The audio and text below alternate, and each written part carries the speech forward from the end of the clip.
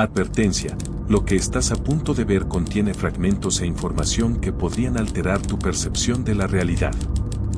No es apto para personas sensibles o menores de edad.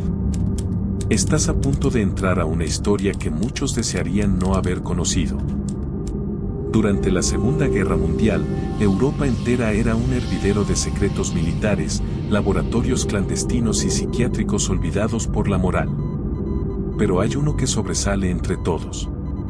Un hospital del que casi no hay registros oficiales. Un lugar donde la medicina dejó de ser ciencia y se transformó en ritual. Estamos hablando del Hospital Psiquiátrico St. Athelwold, ubicado en el borde norte de Baviera, Alemania. Un centro médico que funcionó oficialmente entre 1938 y 1945. Y cuya existencia casi desaparece entre informes falsificados, desapariciones inexplicables y documentos sellados por décadas. Pero lo que se descubrió más tarde, mucho después del cierre del hospital, reveló que St. Athelwold no era solo una institución médica. Era un experimento. Una puerta abierta a algo que no debería existir en nuestro plano. Hoy te contaré la historia de ese hospital. Y de una entidad que, hasta ahora, nadie ha podido entender. El observador. Si tienes el valor. Acompáñame. El Hospital Psiquiátrico St. Athelwold fue inaugurado en 1938 en una colina aislada de Baviera, rodeado por bosques densos y niebla perpetua. Su arquitectura era un eco lúgubre de los antiguos monasterios góticos, pasillos interminables de piedra, ventanales con vidrios opacos, y un silencio tan profundo que los visitantes juraban poder escuchar su propio corazón latiendo más fuerte al entrar. Aparentemente, el hospital fue construido para tratar a soldados traumatizados por la guerra. Pero desde el principio, algo no cuadraba. La ubicación no tenía acceso directo por carretera, solo por una línea férrea abandonada que terminaba justo en la entrada del hospital. Además, los informes de construcción mostraban modificaciones en los planos originales, un sótano de 3 niveles y un ala completamente cerrada al público, el infame Pabellón 3. Los habitantes del pueblo cercano, Oyental, evitaron el hospital desde el inicio. Los trabajadores de mantenimiento que ayudaron en la construcción contaban historias inquietantes, herramientas que desaparecían, ecos de risas en pasillos vacíos y una presencia pesada, como si algo los observara desde las paredes mismas. Algunos obreros renunciaron antes de terminar el proyecto. Dijeron haber visto siluetas humanas que caminaban por los tejados durante la noche. Siluetas que no proyectaban sombra. Cuando el hospital empezó a operar oficialmente, los pacientes llegaban por tren, acompañados de escoltas militares. No se permitía la visita de familiares. La mayoría eran reportados como inestables espiritualmente. Soldados, sacerdotes, incluso mujeres con historial de prácticas religiosas no alineadas al régimen. A todos se les clasificaba bajo una nueva categoría diagnóstica, trastorno de fe disociativa. Según documentos filtrados años después, esta clasificación no existía en ningún manual médico. Era un término interno, creado por un grupo de psiquiatras encabezados por el enigmático Dr. Wilhelm Voigt, un científico alemán obsesionado con la idea de que la fe, cualquier creencia profunda, podía manipular la estructura misma del pensamiento humano e incluso alterar su frecuencia espiritual. El Pabellón 3 era su laboratorio. Nadie hablaba de lo que ocurría allí. Ni siquiera los otros médicos del hospital. A los nuevos doctores se les advertía que si preguntaban por el pabellón, serían reasignados. Las enfermeras que trabajaban cerca de ese ala contaban que por las noches escuchaban murmullos, oraciones distorsionadas, cánticos sin idioma claro. Una enfermera reportó haber visto una figura masculina envuelta en vendas caminando por el pasillo a las 3:33 de la mañana. Cuando fue a verificar, no había nadie. Pero en el suelo había huellas, mojadas. A pesar de que afuera no había llovido en semanas. Los archivos originales del hospital no contienen planos del Pabellón 3. Sin embargo, un documento clasificado recuperado en 1972 mostraba un esquema subterráneo de 3 niveles, con cámaras de aislamiento, una sala de reeducación sensorial, y una zona llamada habitación del silencio. Según el informe, los pacientes eran encerrados ahí durante días, sin luz, sin sonido, sin contacto humano. Pero lo más perturbador: la habitación tenía un solo objeto en el centro, un espejo cubierto con una tela negra. Los informes de sesiones médicas revelan que varios pacientes afirmaban ver al observador tras mirar ese espejo. Decían que no se veían a sí mismos reflejados, sino una figura que los estudiaba. Uno de los pacientes escribió, en su última sesión, él me habló. No con palabras, con culpa. Vi mis peores recuerdos, los que creía enterrados. Él los mostró. Y luego, sonrió. Pero no tenía boca. A partir de 1942, los informes comenzaron a desaparecer. El hospital se volvió un punto ciego dentro del sistema militar alemán. Oficialmente seguía operando, pero no había registros de altas, ni de bajas. Solo entradas. Un soldado desertor, detenido en 1944, testificó bajo coacción que fue internado en Saint-Avold por pérdida de fe en la causa. Dijo haber sido inyectado con una sustancia que lo dejaba despierto durante días, incapaz de dormir, y que durante las noches el observador entraba a su habitación. Según él, no usaba la puerta. Simplemente estaba allí, mirándolo desde la esquina. El desertor murió 2 días después de dar su declaración. En su celda, encontraron una frase escrita con su propia sangre en la pared: el pabellón 3 no es un lugar. Es una puerta. Ese mismo año, tras los bombardeos aliados, el hospital fue cerrado oficialmente. Pero nunca se confirmó su destrucción total. De hecho, informes de inteligencia aliados indicaron que cuando inspeccionaron el lugar en 1945, encontraron que el ala principal estaba abandonada, sí, pero el pabellón 3 seguía funcionando. Se escuchaban sonidos, maquinaria, luces intermitentes. Pero nadie se atrevió a entrar.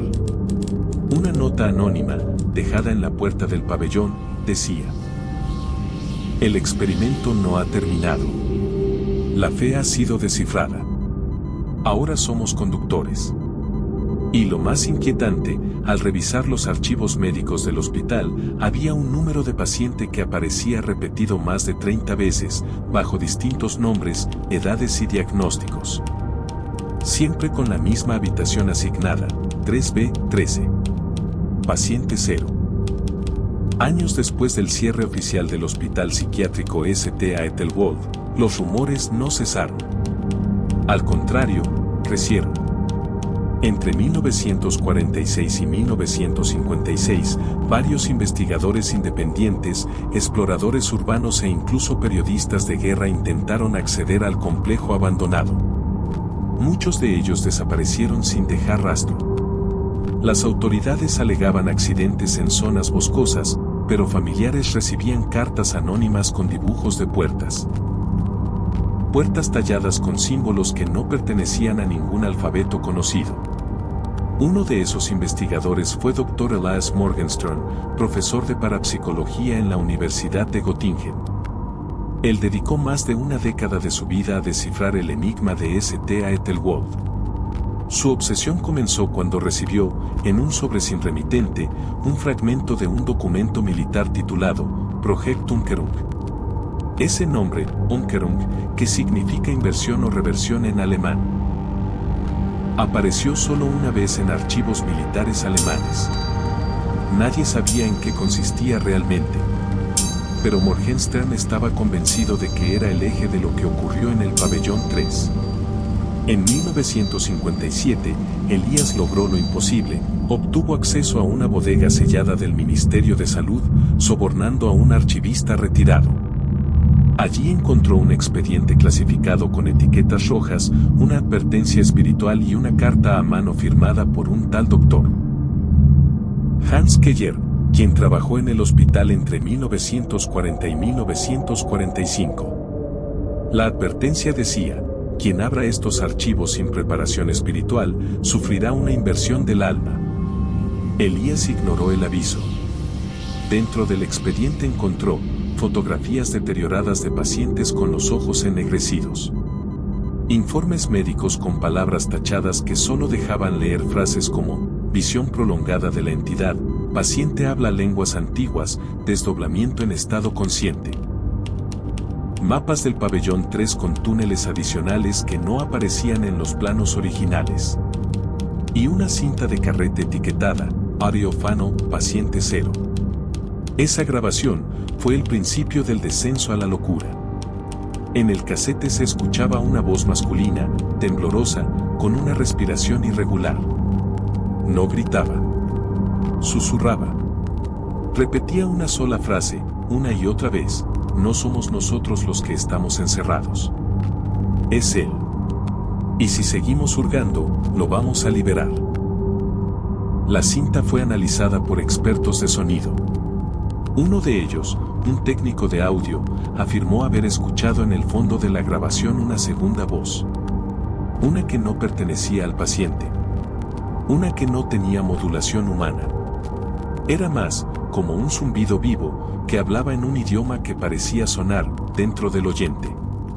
Elías comenzó a tener sueños recurrentes con un pasillo interminable, paredes cubiertas con escrituras circulares y un espejo al final cubierto con una tela negra. Siempre despertaba a las 3:33 de la mañana.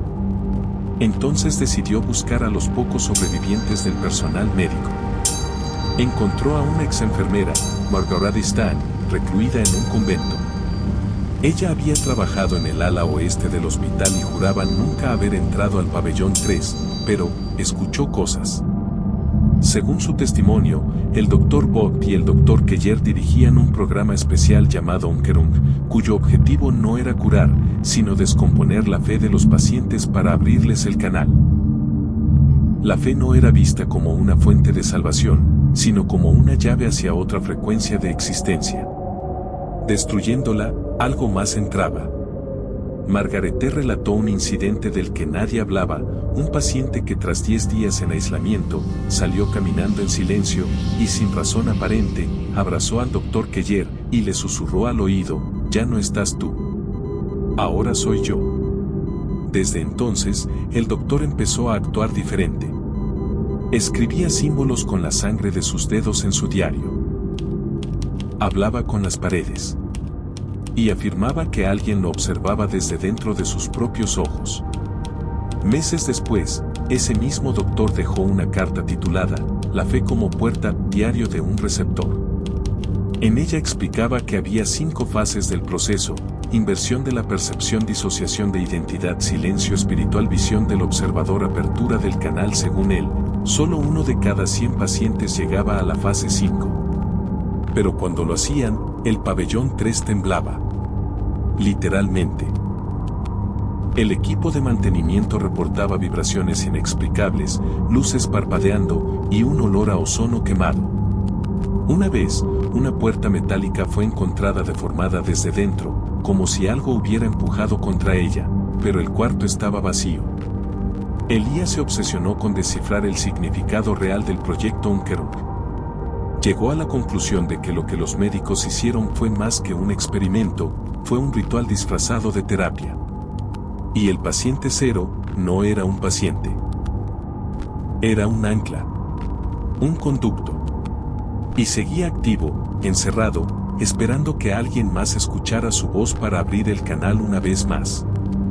Pero lo más escalofriante, el nombre de la institución que hoy ocupa el terreno del hospital es una clínica geriátrica privada.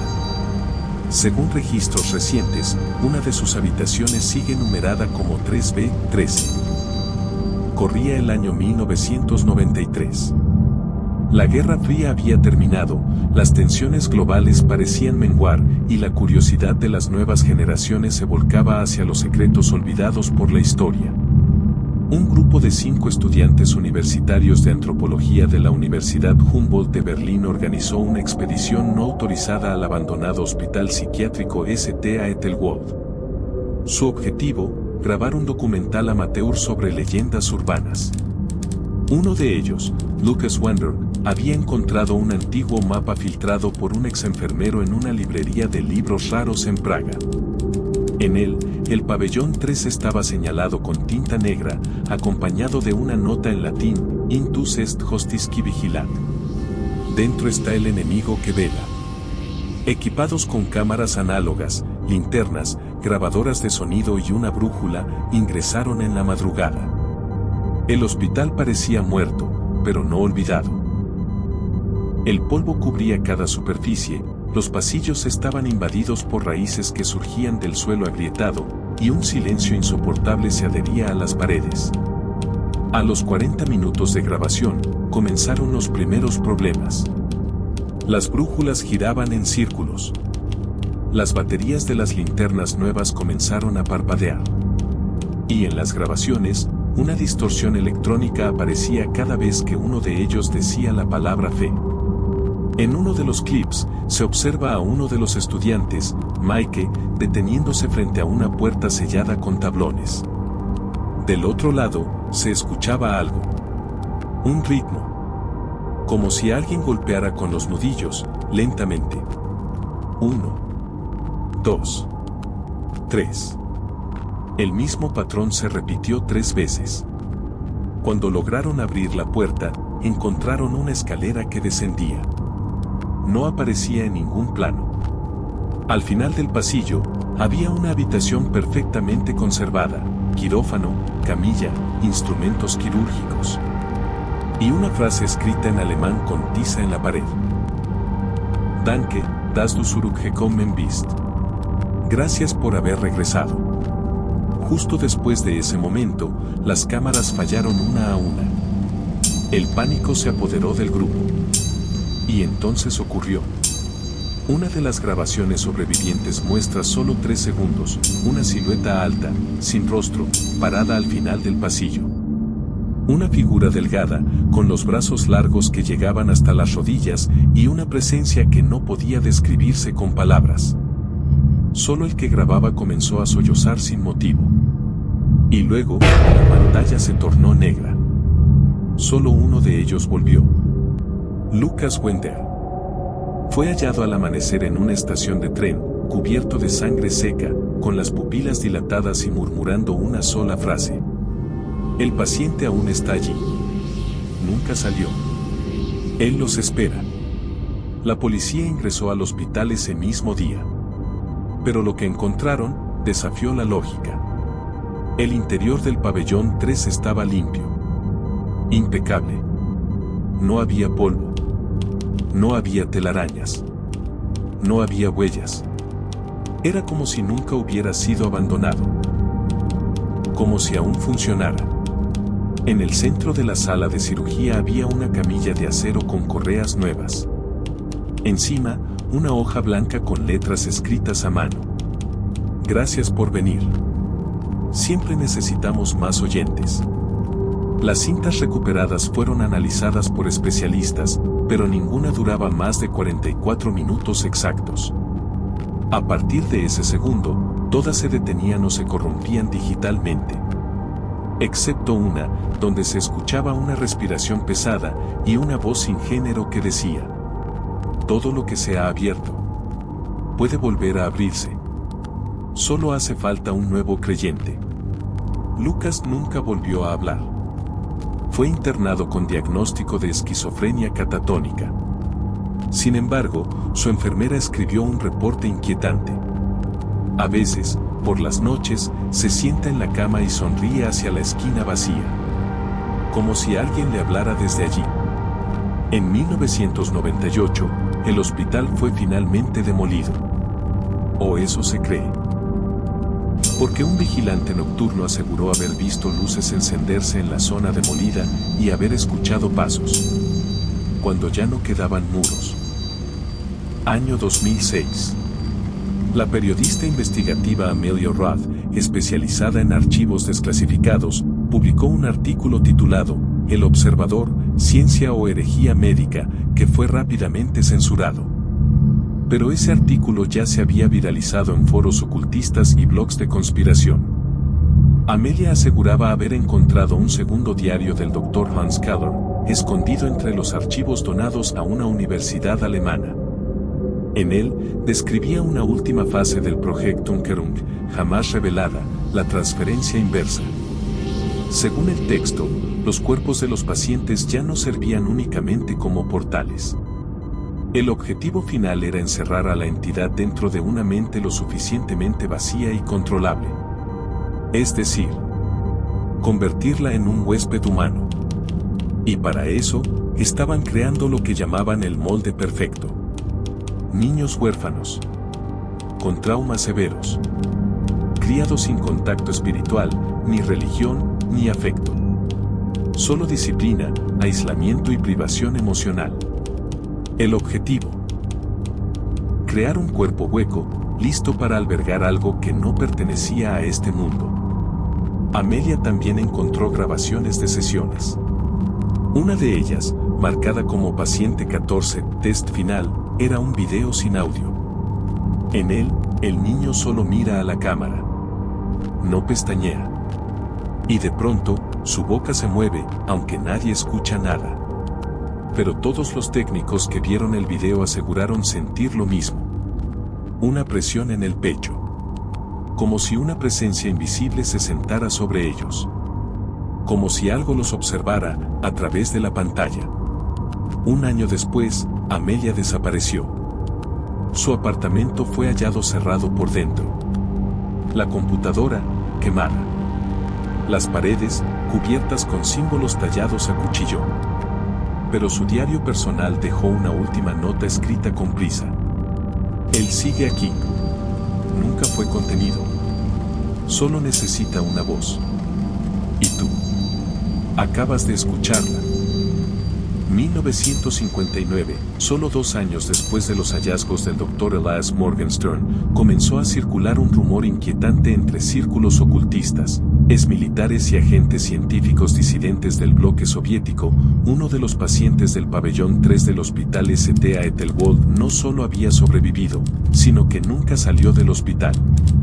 El paciente era conocido internamente como paciente 0, pero entre los documentos más antiguos también se le asignaba otro nombre codificado, Der Ungebetene, que en alemán significa el no invitado.